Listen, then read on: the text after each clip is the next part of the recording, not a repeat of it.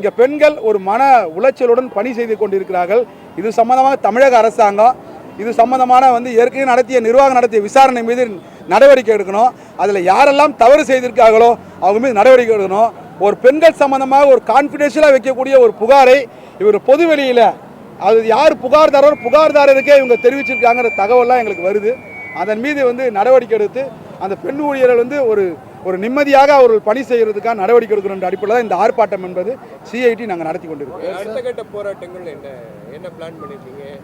இல்லை, இது சம்பந்தமாக நாங்கள் மீண்டும் நிர்வாகத்துக்கு இன்றைக்கி ஒரு சுற்றறிக்கை போட்டிருக்கிறாங்க. பயோமெட்ரிக் சம்பந்தமாக பல விவரங்கள் சொல்கிறாங்க. அந்த பல விவரங்கள் அடிப்படையில் இந்த பயோமெட்ரிக் அட்டண்டன்ஸ் கொடுத்தாங்கன்னா நிர்வாகத்தில் பல வேலைகள் நடைபெறாது. இன்றைக்கி 8 மணி நேரத்தில் அதிகாரிகள் மேற்பார்வைகள் வேலை செஞ்சால் போதும்னா மேற்பார்வைகளுக்கு ரொம்ப வசதி தான். அது நிர்வாகம் அது ஒத்துழைச்சாங்கன்னா மிக சிறப்பு. ஆனால் 12 மணி நேரம் வேலை செய்யக்கூடிய நிலைமை என்பது இருக்குது. அதே போல் பண்டக சாலையில் வேலை செய்யக்கூடிய தொழிலாளிக்கு, தொழில்நுட்ப பிரிவில் வேலை செய்யக்கூடிய தொழிலாளிக்கு பல்வேறு ஒரு மனத்தாங்களோடு வேலை செய்கிறாங்க. இது சம்மந்தமாக மீண்டும் நாங்கள் இந்த சுற்றறிக்கை அடிப்படையில் மீண்டும் நிர்வாகத்தை சந்தித்து பேச போகிறோம்.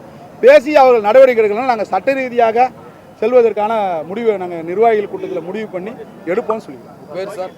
என்னுடைய பேர் தயானந்தம், வி தயானந்தம், பொதுச் செயலாளர், அரசாங்க போக்குவரத்து ஊழியர் சங்கம், சிஐடி.